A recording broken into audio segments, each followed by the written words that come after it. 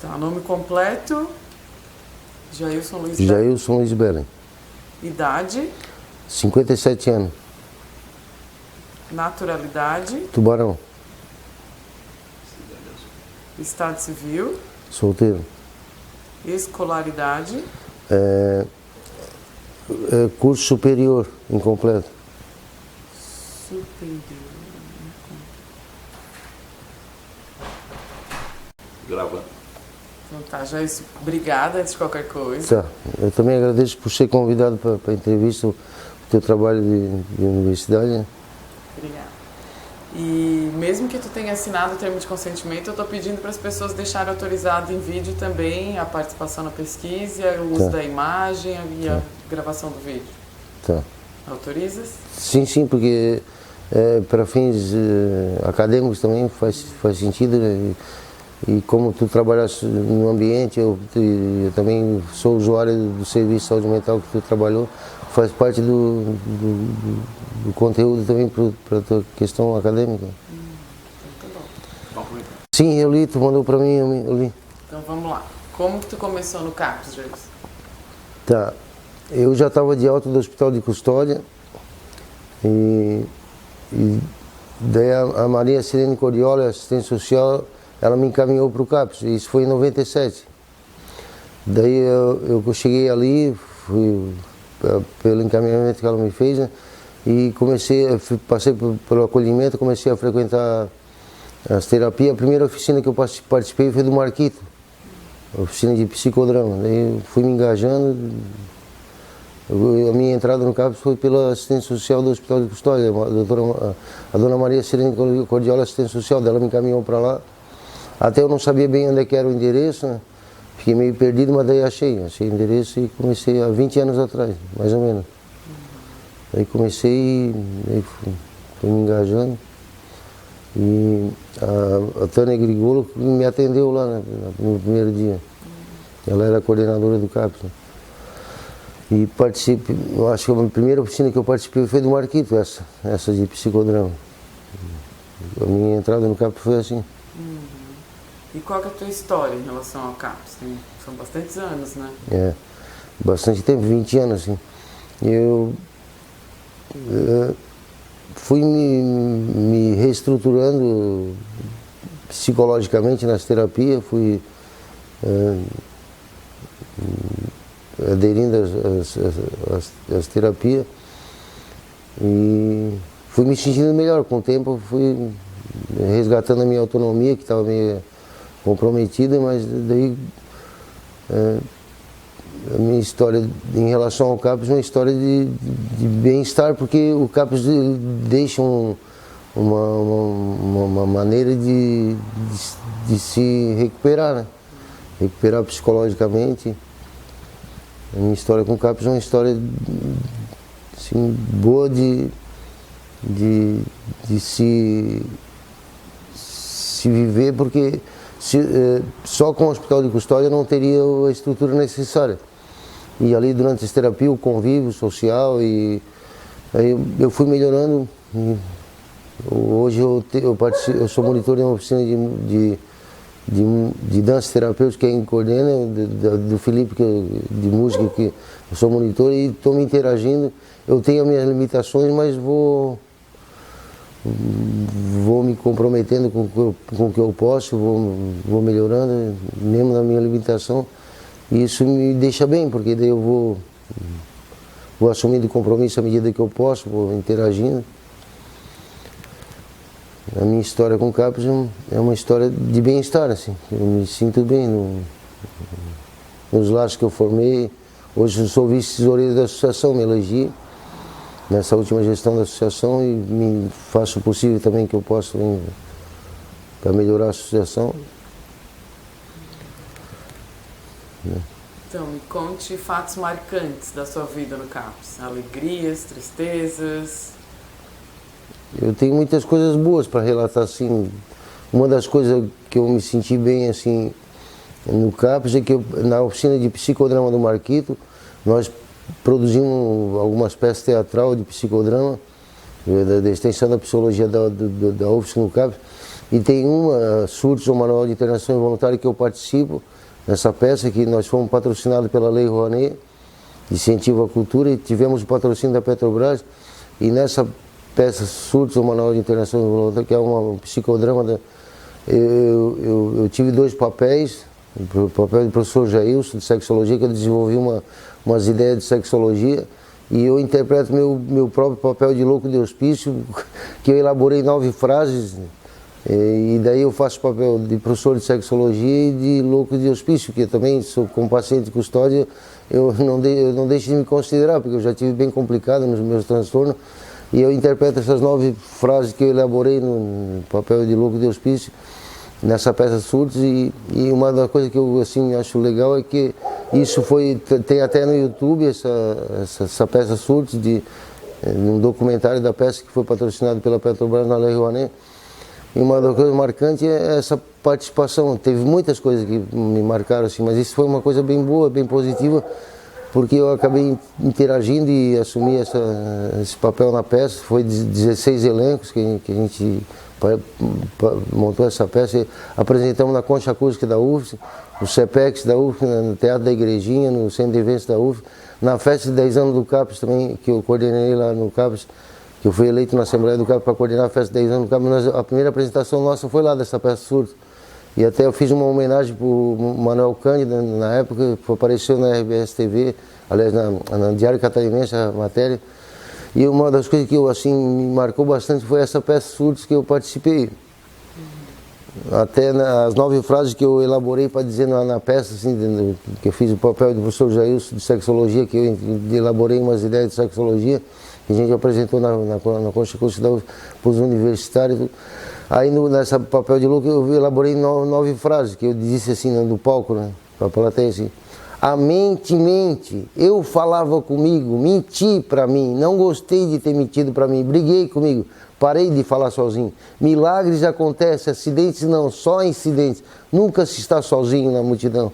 Eu, caçador de mim. Aí eu elaborei uma frase do Milton Nascimento, né?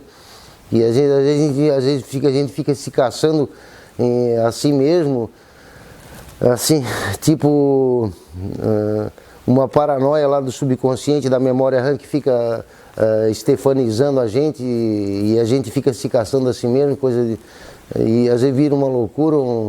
E eu achei legal botar essa frase do Milton Nascimento, da música do Milton Nascimento, que ele canta numa das letras dele: eu, caçador de mim. Às vezes a gente fica meio que se caçando assim nas nossas estefanias, que fica do subconsciente, da memória RAM, atrapalhando o juízo da gente, e a gente às vezes entra em paranoia com alguma coisa da lembrança e eu achei legal assim, porque às vezes botar essas frases que eu elaborei, porque às vezes é uma loucura, mas e eu tentei organizar isso aí de uma forma assim, como terapia também, né, para voltar ao equilíbrio. E às vezes a gente fez uma constante assim, de reequilibrar, desequilibrar mentalmente, e cair, levantar. Porque às vezes eu comparo que o desequilíbrio mental é tipo um desequilíbrio corporal, né? E a gente cai, se levanta, e o conceito atual de saúde da ONU, na OMS da ONU, que eu escutei na Rádio Desk FM, saúde é o bem-estar mental, corporal e social do paciente. E como eu já tive muitos desequilíbrios mentais na minha vida, né, e às vezes eu comparo como desequilíbrios corporais também, né? Como uma pessoa que às vezes precisa usar uma bengala e depois ela recupera o equilíbrio corporal, e às vezes no equilíbrio mental, às vezes a gente desequilibra, precisa de uma terapia ou coisa para voltar ao equilíbrio mental. Eu faço umas analogias assim, para ver se... sei lá, não sei se... Tu disse que fez uma homenagem para o Manuel Américo. Aliás, eu falei Manuel Américo? Não, falou Manuel Cândido. Não sei, eu acho que já era não sei se nesse tempo era o Manuel Américo ou era o Manuel Cândido, mas eu acho que já era o Manuel Cândido. O José Cândido.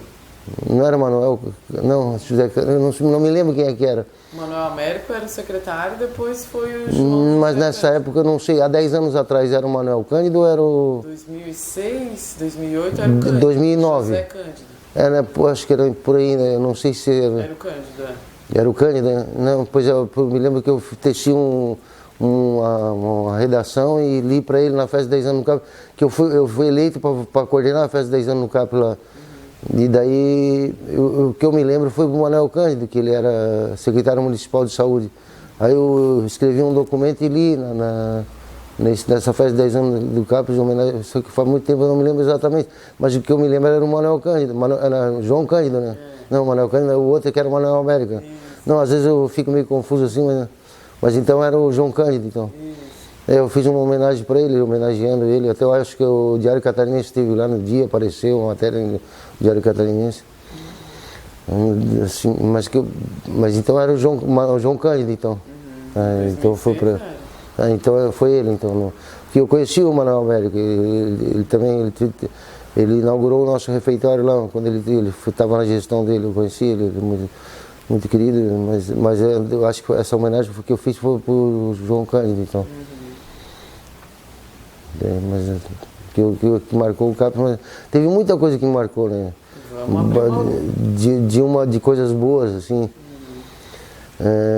Festas, passeios, terapias, pessoas. Sim, eu conheci uma infinidade de pessoas, assim, contar o número de pessoas que eu conheci, até é difícil, porque foi tanta gente que eu conheci, estagiário de psicologia, de psiquiatria, conheci, e hoje saber decorar e salteado o nome de cada um, às vezes até não consigo lembrar de tanta gente, mas foi muito bom conhecer tanta gente assim na área de saúde mental.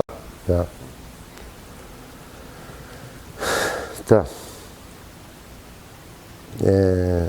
Tenta lembrar de fatos, pessoas que marcaram, colegas de CAPES ou profissionais.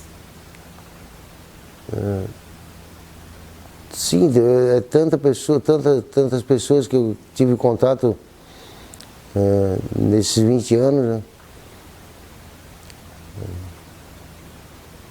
Agora, enumerar assim...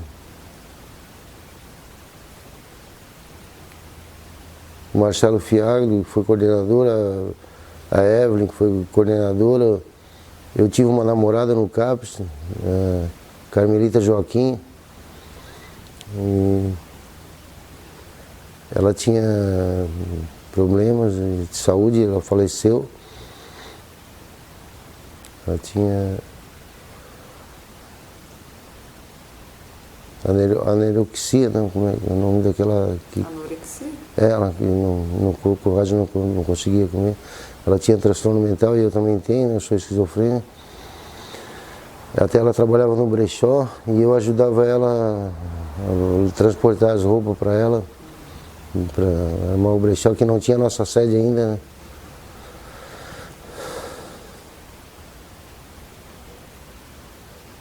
Até quando ela faleceu, ela teve um problema de saúde e até eu estava na sala de descanso, ela me falou assim, eu estou com uma dor no peito, não sei o que é isso. Deu assim, Carmen, vai lá falar com o Dr. Rui, ver o que é isso. E ela foi falar com o Dr. Rui. E daí depois o Dr. Rui me falou que quando ela estava falando com ele, ela caiu da cadeira. E ela teve um aneurisma cardíaco. Ela foi atendida e tal, o SAMU apareceu lá. E ela faleceu com esse aneurisma cardíaco. E ela tinha um problema grave mental e corporal, assim, complicou e o corpo dela não resistiu. E eu me lembro, depois que ela faleceu, eu fiz um coração bem grande, assim, no quadro de branco, lá com caneta de quadro branco, escrevi Carmelita Joaquim, eu te amo, Jesus Lisbela. E eu sonhei com ela 3 vezes. Me lembro assim que ela, no sonho eu dizia, Carmen, tu não morreu, tu tá viva, que bom. Eu sonhei com ela assim, era vivo, assim, um sonho que eu tive com ela. Mas uma pessoa assim que marcou bastante a minha vida também foi ela. Ela era uma loirinha, assim, que era cozinheira de uma macarronada italiana que ela se tratou lá. E ela tinha um problema, ela gostava muito de mim, a gente namorou. Ela até me disse assim, tu é a pessoa que eu mais amei em toda a minha vida. Mas foi eu fiquei muito triste. Uma coisa que marcou, assim, uma pessoa que marcou bastante foi ela. E tantas pessoas, né, que, assim, profissionais que trabalharam lá. Uma vez eu não reconheci a minha prima. Ela foi com... A minha prima estudava psicologia na UFSC, a Elke Elisabela, e ela apareceu lá e eu sempre ia na casa da tia almoçar, na casa do tio em Capoeira. E ela foi lá com um monte de universitários, né, Daí ela falou comigo, mas eu não identifiquei ela no meio de tanta gente. Depois ela me visitou no hospital com a tia, no hospital de custódia. Depois eu estive lá, eu falei contigo, tu esteve lá, é o que eu não me lembro de ter falado. E no meio de tanta gente eu não identifiquei. É absurdo, né? Eu não identificar minha prima. Mas é que era tanta gente, não sei nem como é que é. E ela foi lá, eu acho que ela tinha sido aluna do Marquito. E eu não sei como é que eu não identifiquei ela, porque eu acho que era tanta gente. Sempre teve muita gente da universidade lá? Sim, sim. A Tânia, quando ela coordenou o CAPS, ela pedia, porque o CAPS foi modelo estadual de saúde mental, né, na reforma psiquiátrica. Aí quando vinha pessoal de excursões da Universidade Catarinense, a Tânia pedia para mim recepcionar o pessoal e falar da reforma psiquiátrica. Eu sempre fazia isso com muito prazer, assim. Falava da Declaração de Caracas, na Venezuela em 92. E daí eu falava e sempre atendia o pessoal que vinha conhecer o CAPS como modelo de reforma psiquiátrica. Eu vinha de ônibus de Oeste Catarinense, de Criciúma, de várias universidades. E a Tânia Grigolo, que era coordenadora, sempre pedia para mim recepcionar o pessoal e eu fazia isso muito bem, assim. Mas eu não sei, assim, muita gente eu conheci nesses 20 anos, tanto usuários quanto profissionais, né? E foi muito bom esse convívio, assim, me deixou bem, assim. Mas não saberia focar, assim, no momento, assim... A Sônia Dalg foi coordenadora da oficina de música, eu monitorei a oficina para ela. A oficina de música não, de dança. A oficina de dança até foi uma sugestão minha, uma vez, quando a Brenda Teresa Porto de Matos, ela tinha tocado uma oficina de dança, e daí ela saiu do setor e ficou sem oficina de dança. Aí a Sônia, a Rosana Assunção assumiu a parte da enfermagem, e eu propus para ela, Rosana, vamos fazer uma oficina de dança para chacoalhar o esqueleto, para catarsear, assim, vamos. Daí a gente resolveu fazer uma oficina de dança para chacoalhar mesmo, para soltar as emoções. Dela pediu um aparelho para a secretaria, um aparelho Toshiba, daí numa CI, daí começamos, e a esposa do Jefferson, a Gia, a estagiária de psicóloga, também estava junto na oficina de dança, e eu ficava arrumando a sala, monitorando, e a oficina de dança até hoje acontece.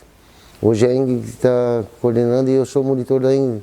E a oficina de dança está acontecendo no Arco-Íris, né? Mais ali no auditório do CAPS. Tem muita coisa boa, assim, mas eu ensinei a jogar xadrez uma vez, que eu já sabia jogar xadrez, daí eu tive uma oficina que eu ensinei a jogar xadrez. Oficina de jogos, eu auxiliava na oficina de jogos. Participei de várias oficinas de cerâmica com a Norris. Produzi umas peças de cerâmica boas. Até presenteei outras pessoas com as minhas peças de cerâmica. Oficina de pintura com a Júlia Melma, gostei muito, porque tive algumas crises, mas depois me recuperei.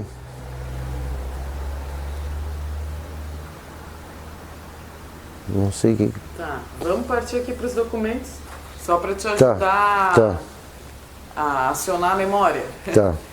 Ó, são documentos do CAPS, de jornal, de documentos. Ó, esse é o documento da casa do CAPS. Aí faz uma leitura dinâmica, vai vendo isso que te acha e lembra seu projeto terapêutico, que fala das oficinas.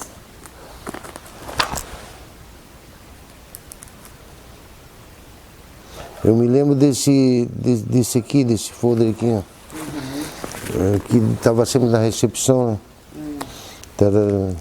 Eu acho que nesse tempo era a Gisele que era coordenadora, eu acho, não me lembro bem. Gisele Cunha, não sei se era... isso aqui também tinha de orientação, né? Que era NAPS ainda, não era CAPS, né? Esses são documentos dos atendimentos.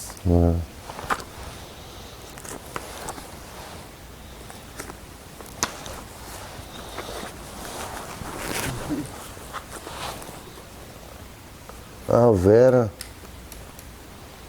A Vera foi coordenadora, o Felipe era mais novo também, a Gisele que eu estou falando, a Noris. Eu acho que aqui a usuária, ela ainda continua frequentando ali, né? Ela está namorando o Patrick, é um usuário, é um cara.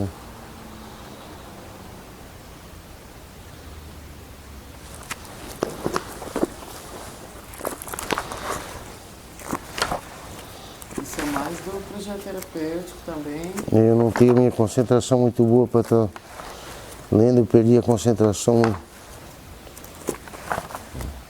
Uma vez eu tentei suicídio, machuquei as fontes e às vezes a concentração me atrapalha um pouco assim. Não dá para concentrar muito porque foge o foco. Isso aqui eu me lembro também, propaganda, assim, propaganda do CAPS, né?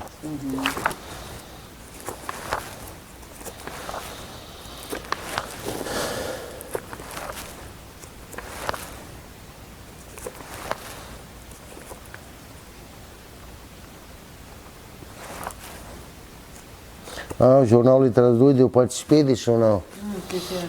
Esse jornal de Letras Doidas, ele foi um estagiário de jornalismo de Minas Gerais, que apareceu com a propaganda com a proposta de criar um jornal terapêutico no CAPS. Daí teve uma reunião de criar esse jornal terapêutico. Aliás, não foi um estagiário, foi uma estagiária. Ela era estagiária da RBS, era estagiária do CAPS, ela trabalha estagiária de jornalismo em Minas Gerais, e ela também era estagiária do Diário Catarinense, e ela foi no CAPS e propôs criar um jornal terapêutico no CAPS. Daí foi votado no dia para criar o jornal terapêutico e eu sugeri que fosse Letras Doidas o nome do jornal terapêutico. Foi tu que deu o nome? Aí eu sugeri, diante de outras sugestões, eu propus que fosse o jornal terapêutico Letras Doidas. Aí foi votado e a minha proposta ganhou. E aqui, jornal Letras Doidas, essa sugestão foi minha, que fosse Letras Doidas. E daí eu participava, eu era jornalista desse jornal, jornaleiro, eu distribuí o jornal e assim eu participei bastante desse jornal, era muito legal assim.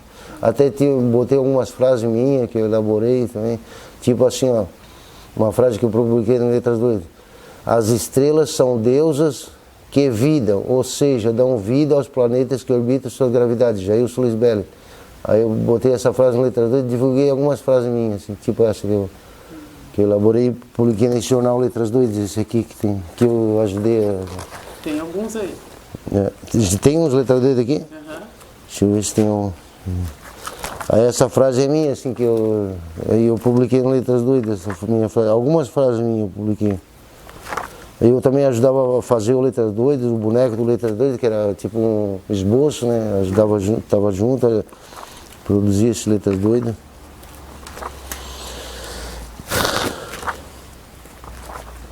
Tá aqui, o Letras Doidas tem um exemplar aqui nessa pasta? Vários.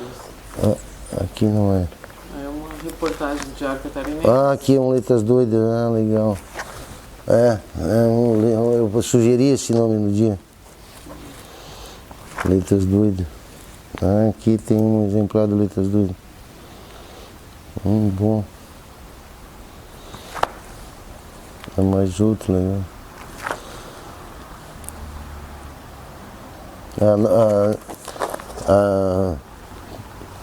Júlia Melman, né? Psicoterapeuta. Mais outro exemplar do Letras Doidas. Até o tipo para fazer essa letra assim, nós votamos também na reunião para fazer o logotipo do jornal assim desse jeito. Eu sou técnico em elétrica, mas eu não consegui exercer a minha profissão porque apareceu a esquizofrenia aos 18 anos. Eu estava me formando na Escola Técnica Federal em elétrica e daí apareceu o rompante da esquizofrenia e comprometeu a minha vida profissional. Daí complicou, eu cheguei a passar no concurso da Eletrosul aqui no Pantanal. Quando eu tinha 21 anos, mas eu já era esquizofrênico, já não consegui levar a minha vida profissional adiante. A esquizofrenia atrapalha muito o desempenho. É um problema sério. Aí cheguei a trabalhar na Jorge Lacerda, termoelétrica Jorge Lacerda, assim que eu me formei. Lá em Tubarão?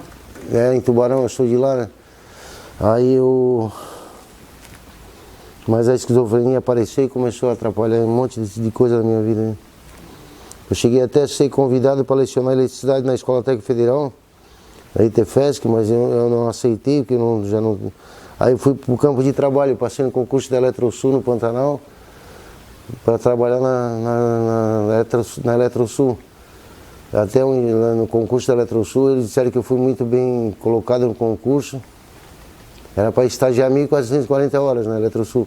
Para depois ficar, me disseram que eu fui muito bem no concurso, que eu podia escolher para Salto Santiago, para Salto Osório, para Fundo Itaipu, Furna, a Jorge Lacerda, daí eu escolhi para Tubarão, que a minha namorada era de lá. Aí eu comecei, mas a esquizofrenia ela atrapalha muito. Daí eu tive uma crise, a minha namorada me deixou e eu entrei em crise e saí da Eletrosul. Eu podia estar bem hoje na Eletrosul se eu tivesse ficado.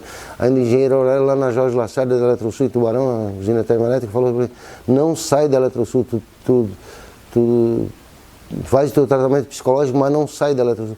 Só que eu estava embotado, né? Eu disse: não, eu quero sair. Né?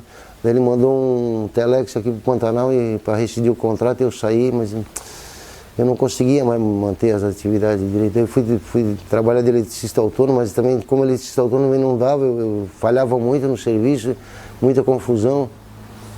E podia comprometer o serviço e a vida dos outros. E aí eu fui fazer uma instalação lá para um cliente, quase botei fogo na casa dele. Depois ele me deu uma carona no carro dele e ele falou: a instalação que tu fez lá em casa começou a pegar fogo no carpê, quase pegou fogo na minha casa. Eu assim, meu Deus do céu, o que eu estou fazendo por aí? Daí eu não quis mais trabalhar de eletricista autônomo, porque comprometia, daí eu achava que dava, mas eu tomava Valdol, daí mexe muito, mas o Valdol é necessário também, porque daí mantém, né? Mantém um... Só que daí não conseguia e era complicado isso. Mas tudo, fazer o quê? Mas daí... Eu hoje sou aposentado como eletricista autônomo.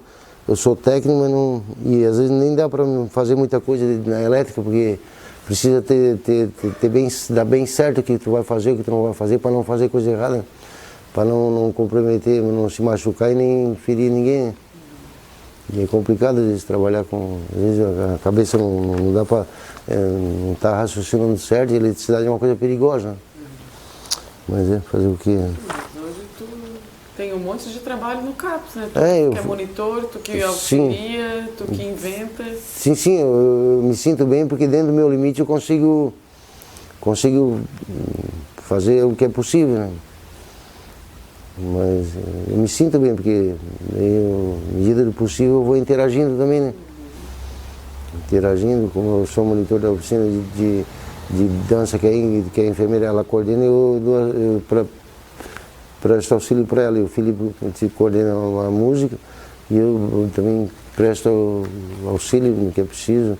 Até na de música do Felipe eu abri um grupo no WhatsApp para interagir no grupo. A Ingrid também pedi, eu acertei com ela de eu criar um grupo no WhatsApp para interagir na oficina de dança, daí a gente interage e eu administro esse grupo da dança, de música. Mas à medida do possível, porque eu sei que eu continuo sendo esquizofrênico, não deixei de ser, né? Mas dentro da minha limitação eu vou fazendo o que é possível.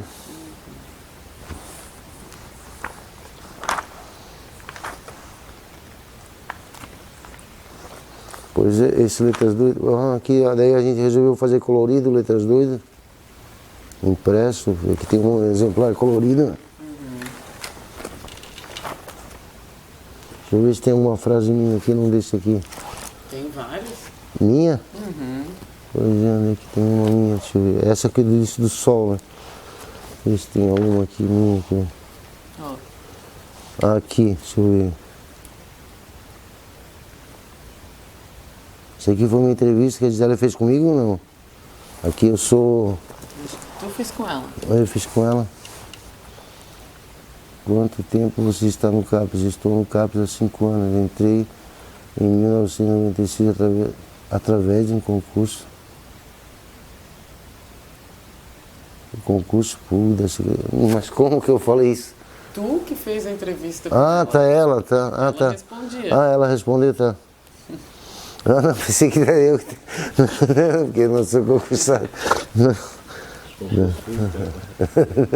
Não, tá, pensei que ela estava perguntando para mim, eu estou perguntando para ela.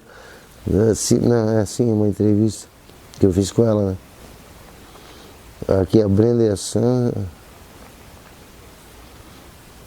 A Brenda e a Sandra coordenavam uma oficina de vídeo. Aí eu participei também, eu criei uma oficina de vídeo da associação Ama Loucamente Vídeos. Daí essa oficina de vídeo, a gente especializava... deixa eu ver. Foi uma oficina de vídeo que eu criei. Daí a gente tinha um convênio com a videolocadora... Como é que era o nome da videolocadora? Era perto do shopping. Videomania. Não sei se era... Videoteca.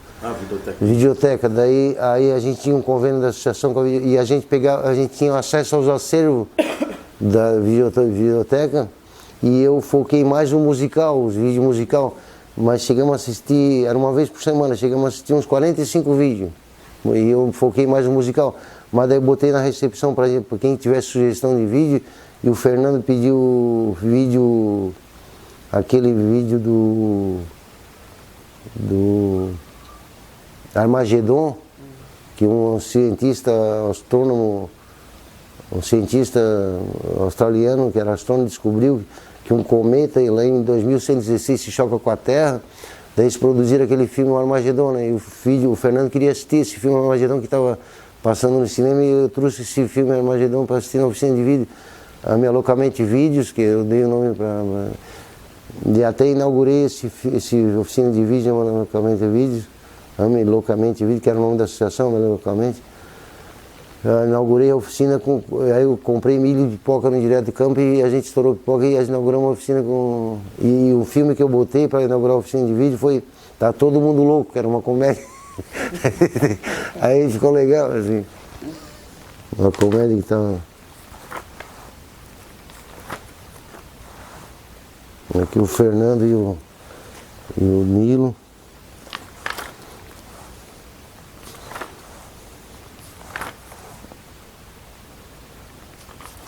Ainda hoje eu produzo algumas coisas assim, né? De áudio, divulgo no WhatsApp algumas frases. Tipo essa frase que eu elaborei até, não sei se eu compartilhei contigo. Assim, ó. Uma frase que eu elaborei, que eu gosto de elaborar. Eu sempre tive essa índole de elaborar desde o primeiro dia de aula no fundamental, né? Assim. Do infinito macro, astronômico, holístico, ao ixumito micro, atômico, quântico, numa escala hierárquica. Sempre encontrarás alguém superior a ti, jamais faltará ninguém inferior a ti, numa escala hierárquica, em qualquer posição da escala hierárquica em que te encontres. Jailson Luiz Beren. Daí eu elaborei essa frase porque... Aí para ilustrar essa frase, eu desenvolvi um símbolo bem resumido do universo. É um 8 inclinado de 45 graus, na parte superior do 8 é vermelho, na parte inferior do 8 é azul. Que eu resumi essa frase nesse símbolo que é o resumo do universo. Assim como tem o símbolo do taoísmo chinês, lá do Lao Tse, 5 séculos antes de Cristo, que ele resumiu naquela circunferência, que o universo ele resumiu, o Lao Tse lá no caminho de mandarim lá em chinês, que no caminho sempre tu vai encontrar yin e yang. Daí ele resumiu no universo como uma circunferência, no meio uma senoide, em cima da senoide é preto, tem um ponto branco, embaixo da senoide é branco, tem um ponto preto. Que daí eu fiz o meu resumo do universo, é um 8 inclinado de 45 graus, que em cima do 8 é vermelho, a parte de cima do 8 é vermelho, embaixo é azul. Foi o meu resumo do universo. Até tem uma explicação para isso, para esse 8, por que eu resumi com o universo como um 8 assim. Por quê? É um raciocínio bem complexo, não sei se daria para explicar agora, porque é bem complexo. Até já compartilhei com várias pessoas. E daí o resumo do universo para mim é esse 8. Esse 8 inclinado. Quer desenhar para nós? Posso até desenhar. Vai lá. Tá, e daí nessa minha elaboração que eu fiz com palavras que eu citei, daí eu fiz um resumo gráfico mais conciso que eu consegui achar, mais conciso que o do Lao Tse lá 5 séculos antes de Cristo, lá do taoísmo chinês lá.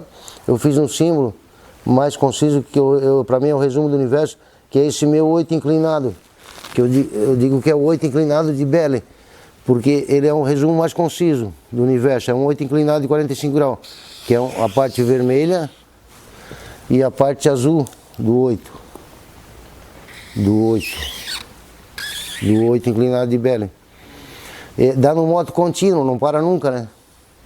E aquele símbolo do Lao Tse, 5 séculos antes de Cristo, que em mandarim tal quer dizer caminho. E o Lao Tse, 5 séculos antes de Cristo, disse que no caminho sempre tu vai encontrar Yin e Yang. Daí ele resumiu naquela circunferência que no meio tem uma senoide, em cima é preto, tem um ponto branco, embaixo é branco, tem um ponto preto. É o resumo do Lao Tse. O meu resumo do universo, naquela elaboração que eu fiz do infinito macro, é esse símbolo aqui, ó. É o mais conciso que eu achei. Um 8 inclinado de Belle, que dá no modo contínuo também, que em cima é vermelho e embaixo é azul. Aquele 8 deitado do Jacob Bertolli, o matemático italiano, que em 1814, ele descobriu aquele gráfico cartesiano, que é um 8 deitado, que ele deu o nome de leminiscata, leminisco. Aquilo é um gráfico de uma equação de segundo grau, que o matemático Jacob Bertolli descobriu aquele gráfico em 1814, o Jacob Bertolli. E esse meu símbolo aqui tem um raciocínio todo que explica esse meu símbolo aqui, que é o resumo mais conciso do universo.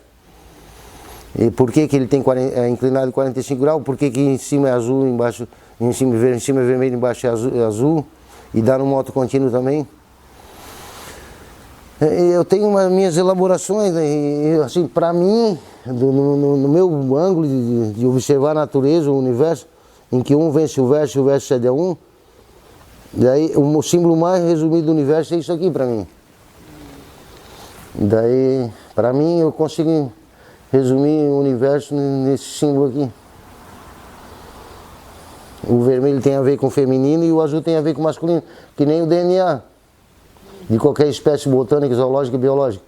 O DNA XX é feminino e o DNA XY ele está masculino.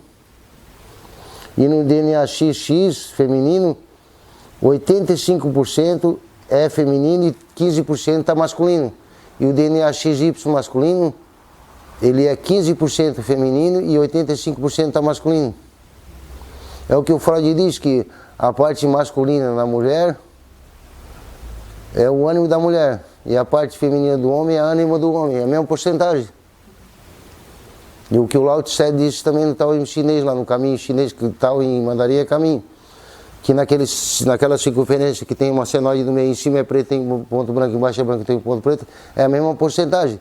Na parte preta, a parte preta que está em cima é 85%, e a parte branca que está na preta é 15%. E a parte branca que tem um ponto preto, a parte branca é 85% e a parte preta que está no ponto branco é os 15%, é a mesma porcentagem. Tu juntou o Lao Tse, o Freud, o matemático. Sim, eu gosto de fazer elaborações.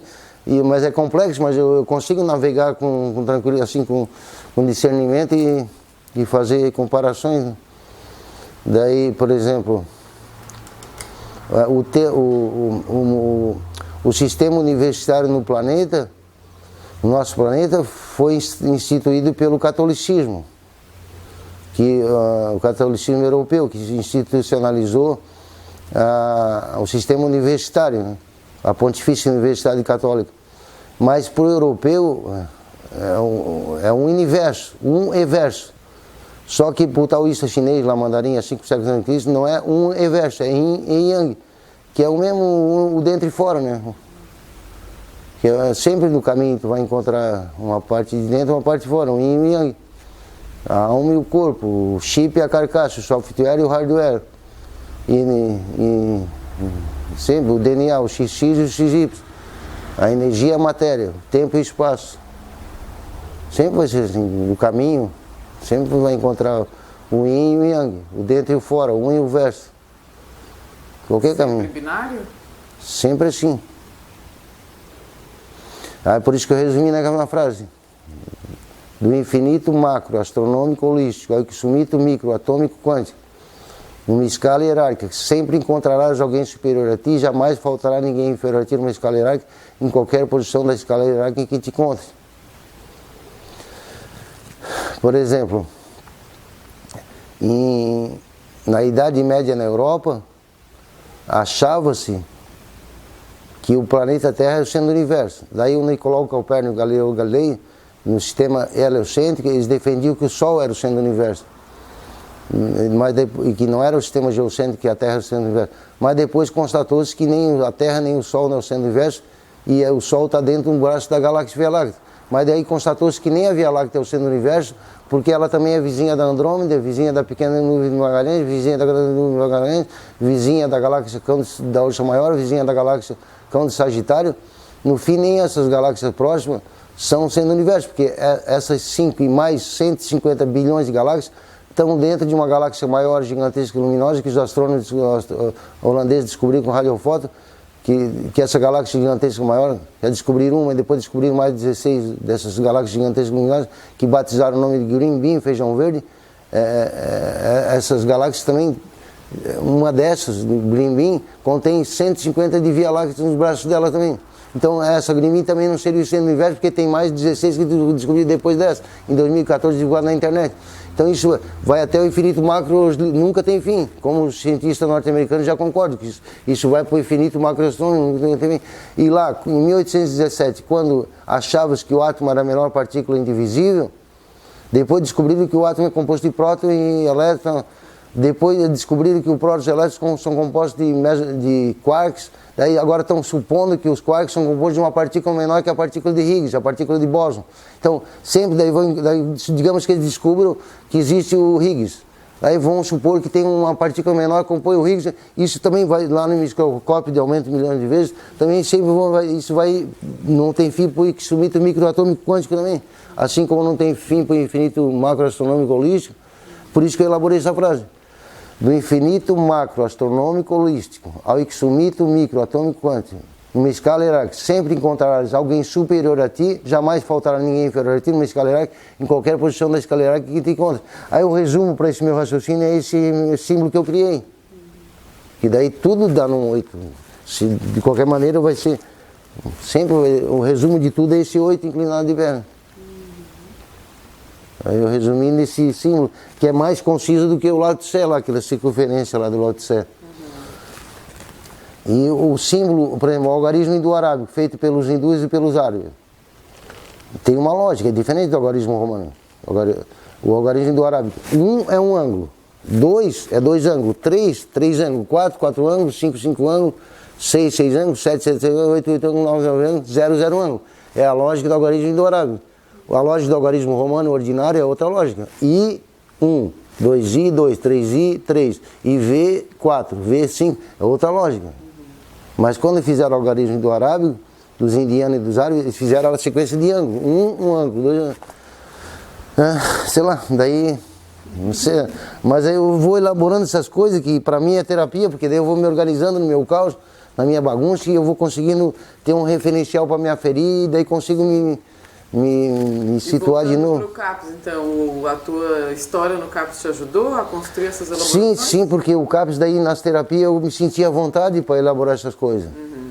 Para elaborar na pintura, na argila, na dança, na música.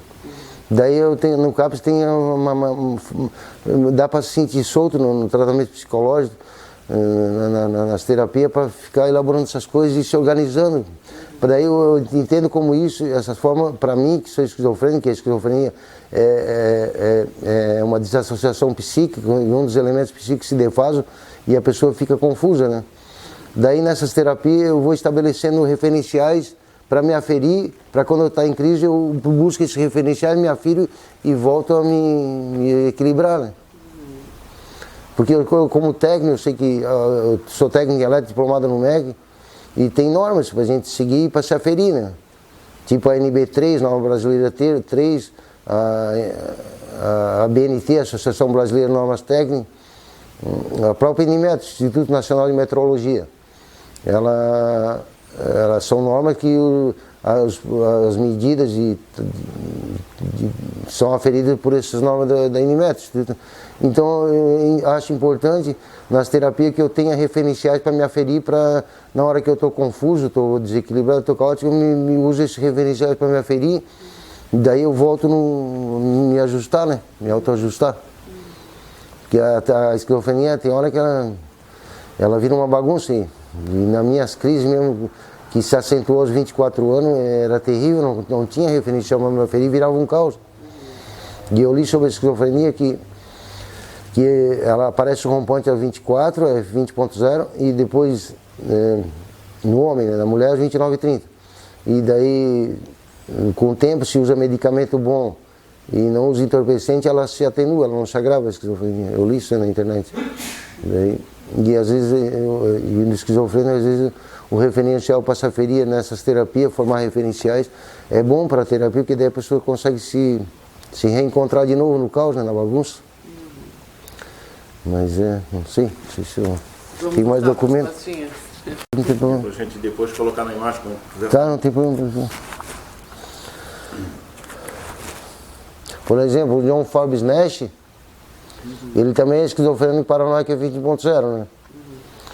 E ele lá nas questões dele, que ele buscava um referencial para se aferir no meio do caos lá, da teoria do caos, do jogo da loucura do John Nash, e eu acho que ele também, por ser F20.0, ele foi ganhador do Prêmio Nobel de Matemática. Eu acho que a busca dele no meio do caos, encontrar uma relação, uma coisa um referencial para se aferir, eu acho que por isso que ele encontrou a teoria do caos, porque ele sendo F20.0, ele se perdendo muitas vezes na bagunça da esquizofrenia, ele conseguiu descobrir que na bagunça tem uma regra que consegue reorganizar a bagunça, né? Que foi a teoria do caos, do jogo da loucura que ele fez lá com a fórmula dele, que hoje é usada no mundo econômico para fazer investimento na Bolsa de Valores, tanto é que ele foi homenageado na revista Forbes, né? Que a revista Forbes dos magnatas norte-americanos é uma homenagem a ele, do John Forbes Nash, daquele filme Uma Mente Brilhante, que ele é esquizofrênico. Eu vi o filme, me identifiquei com ele. Daí eu acho que ele encontrou uma maneira no meio de tanta bagunça, ele se organizar de novo, né? Nas crises dele, né? E a teoria do caos dele, né, eu acho que é uma forma de ele encontrar uma terapia, para ele um referencial para ele se aferir no meio do caos da esquizofrenia. O Van Gogh também era esquizofrênico paranoico 20.0. Hoje quem tem uma tela do Van Gogh pendurada na parede da mansão é um magnata, de tanto que as telas do Van Gogh são importantes, mas para ele era terapia, de uma forma ótica lá de organizar as coisas numa forma de pintura, de coisa. Sei lá, acho que cada esquizofrênico talvez encontre um jeito. A minha forma é, eu fico elaborando coisas assim, para ter como referencial para me aferir nas crises, né? Daí quando complica, eu busco esse referencial para se aferir para tentar um autoajuste, né? Porque senão é complicado, ficar num caos assim vira uma coisa louca, assim muito bagunçado, né? Daí vira um caos, né? Daí dessas formas me ajuda a me encontrar de novo, né? No meio das crises. Mas graças a Deus... Essa cerâmica é tua? Essa aqui? Essa aqui? Não, essa é minha. Não, essa não. Tem uma que eu fiz, mas não é essa aqui. Não é. Essa aqui tá como minha? Não, a cerâmica não é minha. Eu fiz cerâmica, mas não foi aquela ali. Eu presenteei a algumas pessoas com a minha cerâmica, mas aquela ali não. Eu não me lembro de ser essa aqui que eu fiz. Não, essa aqui não é minha. Não, essa não é minha. Não, essa não. Eu fiz peça de cerâmica, mas aquela ali não é minha. Tá com minha ali? Não, tá como cactos. Ah, tá, não. Não, aquela ali não. Eu fiz umas peças de cerâmica, mas aquela ali não é minha. Um tempo eu me senti bem fazendo cerâmica também. A cerâmica me ajudava, porque a terapia, eu entendi assim, ó. A terapia, seja com argila, com pintura, com teatro, com música, com dança, a terapia na hora do transtorno mental é uma forma de encontrar um elo entre a introspecção ruminante e um elo com o exterior. Daí quando tu forma o elo, moldando uma peça de argila ou pintando, tu forma um elo da tua introspecção ruminante, da tua loucura, com alguma coisa externa, tu forma um elo e te projeta, tu sai daquela loucura. Tu sai daquela, formou o elo, tu fez a terapia. Tu sai daquela ruminação toda ali, do subconsciente, do memória RAM, que não tem juízo, daí tu forma um elo ali moldando a terapia, tu te sente projetado naquela argila, tu formou um elo e sai daquela loucura ruminante ali e te projetou, tu fez a terapia, seja na argila, na música ou na dança, tu tá ali louco ali ruminando as coisas, aí tu não consegue sair daquilo, aí tu vai moldando a argila, tu te sente transportado para a peça da argila e forma um elo e sai daquilo e se lança para o exterior daquela ruminação. A terapia é mais ou menos uma coisa assim. Tu forma aquele elo e saiu daquela loucura. É que nem um atendimento psicológico. Tu tá falando, tu tá formando um elo com o terapeuta. Mas na argila, tu também tá te projetando na peça da argila, na pintura. Tu tá formando e sai daquela loucura, daquela ruminação. Tu formando um elo com o exterior, numa peça de argila, numa pintura. Aí forma um elo e te lança, te projeta e sai daquela loucura. É assim que tu sente? É assim. Porque senão tu fica ali embotado e rangindo os dentes, ruminando e não consegue sair daquilo. Muitas vezes eu tive assim, lá no hospital de custódia, não conseguia enxergar um pão dentro do nariz. E só ruminação, só transtorno.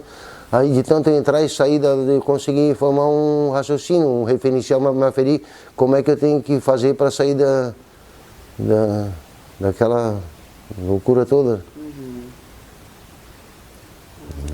Uma maneira que a gente vai aprendendo, né?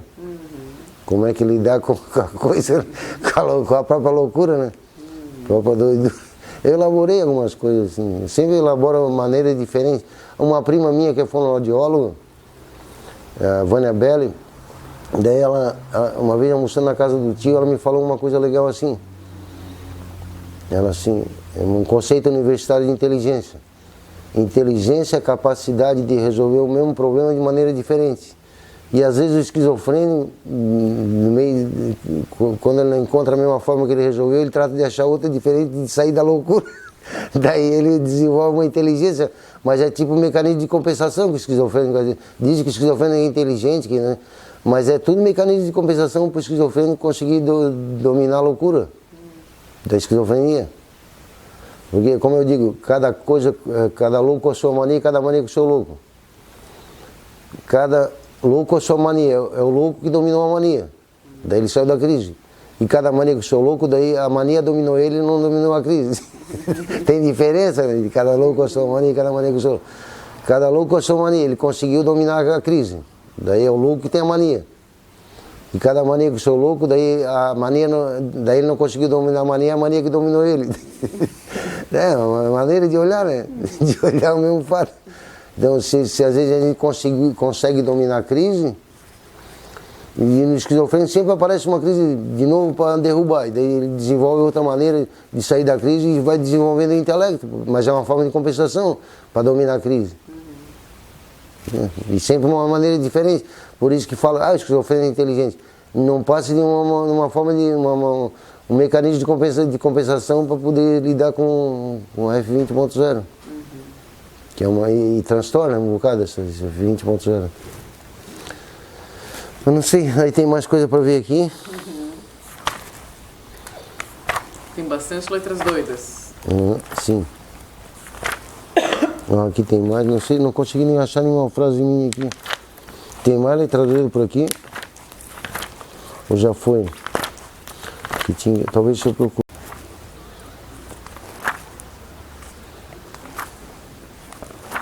E essa teoria do caos do John Nash ajuda a entender o caos, né? A teoria do jogo, da loucura do John Nash, ajuda a entender o caos, a bagunça que a esquizofrenia deixa, né?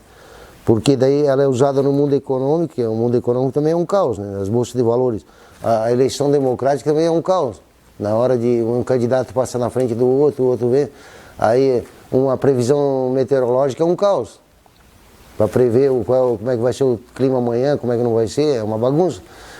Só que o John Nash fez isso numa fórmula complicada lá, sigma, não sei o que lá, sei lá, uma forma bem complicada que eu não sei como é que ele conseguiu chegar naquilo, mas ele conseguiu entender que às vezes no caos tem uma ordem. Tipo assim, ó. O enunciado da teoria do caos é assim, ó. Um simples bater de asas de uma borboleta num lado do mundo pode causar um tufão do outro lado do mundo. É o enunciado da teoria do caos.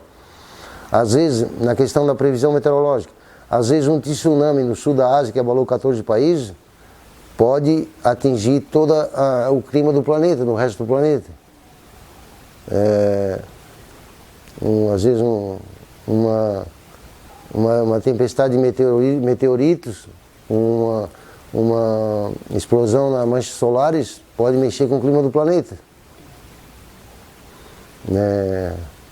E eu entendo que mais ou menos essa teoria do caos de John Lester é em torno de 500 itens. Mexendo num item pode alterar o resto dos 499 itens. Como é que é o enunciado? Diz de novo, simples. Um simples bater de asas de uma borboleta num lado do mundo pode causar um tufão no outro lado do mundo. Como é explicado assim na internet, assim, ó, que o cara estava indo para a universidade fazer o vestibular quando ele era adolescente. Daí ele estava indo no ônibus para ir fazer o vestibular, aí no ônibus que ele estava, um prego furou o pneu do ônibus. Daí ele não pôde acessar o vestibular naquela universidade, daí ele fez o vestibular mais tarde em outra universidade, porque ele perdeu aquele vestibular, daí se formou em outra faculdade, casou-se com outra mulher e teve outros filhos. Aí aquele prego mudou a vida dele. Entende? Um prego que furou o pneu do ônibus mudou toda a vida dele. Então, e às vezes o John Lester ele cansou de se ver em crise, assim, de uma coisa alterando tudo o resto da vida dele, uma crise, uma coisa, e ele precisou de um referencial para se aferir, para ele a necessidade foi se encaminhando para essa teoria do caos do jogo da loucura, que ele discerniu numa fórmula, né? Uma fórmula bem complexa, por sinal. Mas daí essa fórmula dele, a teoria do caos do jogo dele, que ele ganhou o prêmio Nobel de Matemática, é usada no mundo econômico para fazer investimento na Bolsa de Valores, Nova York, Nasdaq, por isso que ele é homenageado na revista Forbes, o magnata norte-americano, que a fórmula dele ajuda quando os magnatas, quando os empresários querem investir numa empresa ou outra, se vai saber se vai dar lucro ou não, eles usam a fórmula dele. Se vão investir tanto numa empresa ou não, é usada na meteorologia, é usada na eleição democrática, para ver quem é o candidato que vai ser vencedor. Às vezes um fato pode fazer o candidato se disparar na pesquisa, o outro ele pode cair na pesquisa e ser derrotado nas eleições. Então daí isso né? E essa forma é usada para fazer uma previsão, né? E eu entendo assim que geralmente são em torno de 500 itens. Daí um item pode alterar o resto dos 499. Sempre no conjunto, eu entendo assim no meu raciocínio, são em torno de 500 itens. Um item pode alterar o resto dos outros. No mesmo contexto, né? Mas, mais ou menos isso, com uma coisa matemática. Sabe aquele ditado que são outros 500? Dependendo do 500 que está avaliando qual é o contexto, daí tem um item que pode mexer nos outros 499. Mas pode ser outros 500 também, no outro contexto. São outros 500. Naquele contexto são 500, mas no outro contexto são outros 500 que podem mexer com outros 499 um item. Aí por isso que isso é popular, são outros 500, são outros... Tá, antes que tu encerre, aqui tem umas fotinhos aqui atrás, ó. Vamos direto. Ah, cerâmica, né? Com a... Cerâmica e velas. Cerâmica e vela. Sim, a terapeuta, a Ana Maria Freire, fazia oficina de velas, né? A Ana fez um tempo. Eu não participava da oficina de vela, eu achava muito insalubre. Porque lidar com aquela parafina quente, ela poderia ser explosiva. E eu sou técnico, eu não ia para a oficina de vela, porque eu achava muito insalubre, podia ter problema de acidente. E eu sempre fui muito cuidadoso contra essa cerâmica que eu participei, fiz uma mandala. Daí a minha... Passasse a tua foto. Aonde? Fiz uma mandala, minha... Onde? Aqui. Olha, eu estava conversando contigo ali, né? Legal. Bom. Legal. Ali na varanda, né? Bom. Eu era bem mais novo, eu tinha cabelo branco. Agora já estou ficando branco. E o Felipe. A Rosana, essa aqui que nós criamos uma oficina de dança. A Rosana Assunção. Eu fiz uma mandala uma vez, né, o Felipe ali na Serena. Eu fiz uma mandala, eu desenhei no papel, numa cartolina, o Sol no centro, com os raios, e o planeta Terra, 12 posições do planeta Terra, e cada planeta Terra com 4 fases de lua. Fiz uma mandala assim, a gente fez no mosaico, e logo foi vendida para um bar de Florianópolis. Mas eu não assinei a mandala. Mas foi vendido, daí ficou a minha mandala, assim, um bar de Florianópolis comprou para botar na mesa de um bar. E era uma mandala redonda, né? E no centro era o Sol com 12 raios, e o planeta Terra em 12 meses, e cada mês com 4 fases de lua. Daí eu botei o Sol amarelo, os planetas Terra marrom, e as 4 fases de lua em volta de cada planeta Terra em cinza. Daí eu botei na mandala. Consegue desenhar? Ah, não consigo, eu fiz com compasso e caneta e eu fiz, daí foi feito esse mosaico na oficina de mosaico do Felipe e depois foi botado para vender. Parece que um bar de Florianópolis comprou essa mandala para botar no bar. Mas eu não assinei a mandala, não achei necessidade de assinar porque a mandala já era a minha assinatura, já era a minha identidade, que foi eu que fiz daquele jeito, ninguém, não sei. Então tá. Vamos para a última pergunta? Tá.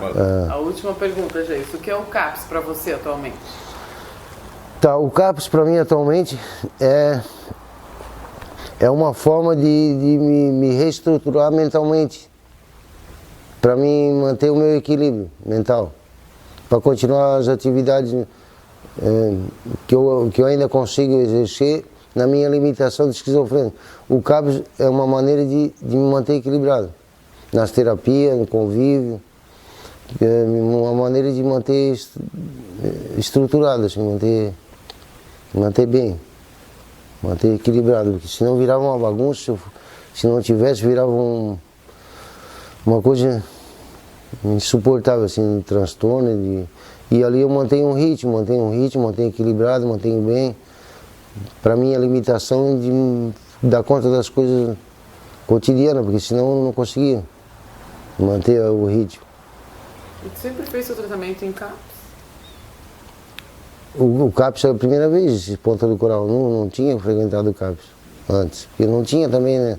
O CAPS começou a aparecer depois, né? Não tinha, eu tive 2 internações no Hospital Psiquiátrico São José, uma em 82 e outra em 85, antes de ir para o Hospital de Custódia.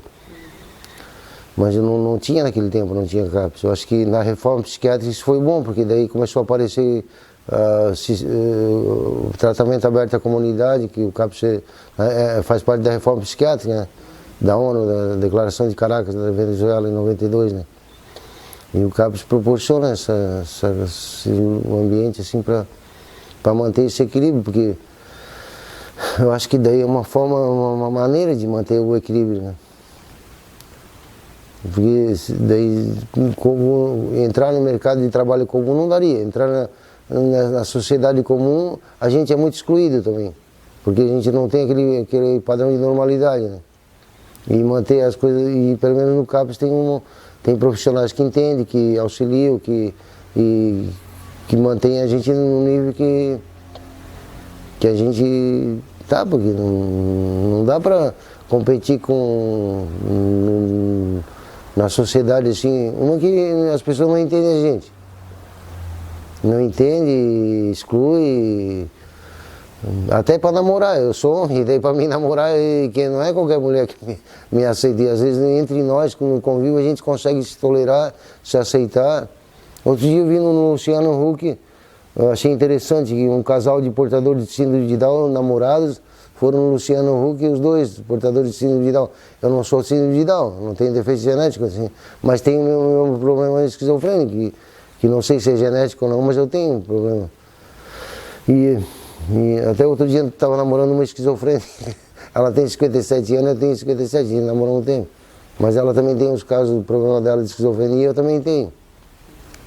E a gente estava namorando esse dia, agora a gente terminou, mas às vezes até o fato de ter algo em comum a gente consegue se entender mais. E outras vezes no geral, na sociedade, a pessoa não tem, e às vezes não não sabe lidar com essa diferença, né? E 1% da humanidade, eu vi na internet, é esquizofrênico. 1% da humanidade é esquizofrênico.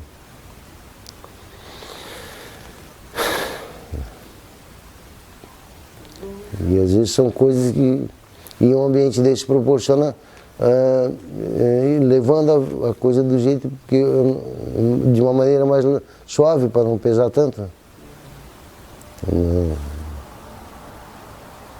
Jailson, eu terminei. Queres falar mais alguma coisa? Tá, eu agradeço a oportunidade de estar dando essa entrevista para ti, Lívia, Maria Fontana, eu, Jailson Luiz Belo, agradeço ao cinegrafista Sandro. Daí agradeço e assim, como é uma coisa que pode auxiliar outras pessoas também, auxiliar também a questão da reforma psiquiátrica da ONU, né, da OMS da ONU, que é uma proposta de reforma de reduzir os investimentos em manicômios que cronificam e aumentar o investimento em sistema aberto à comunidade, que proporciona uma terapia, uma coisa mais humanizada, menos desumanizada do manicomial. E assim, essa oportunidade de gravar essa entrevista pode auxiliar outras pessoas e auxiliar na reforma psiquiátrica da ONU. Então eu acho que me sinto bem dando essa entrevista. E eu sou um portador de transtorno mental, eu sou F20.0. Saí do mercado de trabalho, sou aposentado por invalidez porque não consegui dar conta do recado, o transtorno me afetou. Mas se dessa forma eu posso ser útil e auxiliar outras pessoas que possam ser beneficiadas também com essa entrevista, ou de alguma forma, para ti que é uma profissional da saúde mental, né, que está fazendo trabalho acadêmico, se eu puder auxiliar, que é o objetivo dessa entrevista, eu estou me sentindo útil também. Eu agradeço pela entrevista também. Eu que agradeço, muitíssimo obrigada. Tá.